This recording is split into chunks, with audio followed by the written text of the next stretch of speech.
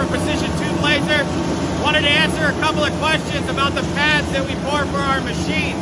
This pad here is for our new 7030 laser center from Trump. It's a 10-inch double rebar slab, number 5 rebar, that's incorporated into the existing pad. It's absolutely necessary to pour these pads for these pieces of equipment. One, they weigh about 40,000 pounds when they're assembled, but also it adds into the reliability and consistency of the parts. It eliminates vibrations and movements when the machine is cutting. As you guys can see here, they're finishing up this pad, but these are the same pads that we have underneath all of our equipment here. We do it for everything to make sure it's all uniform, all the same, and it eliminates problems in the future.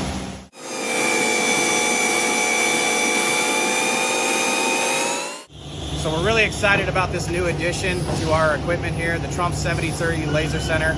We're really looking forward to showing you guys behind the scenes of what it takes to install one of these pieces of equipment. So stay tuned.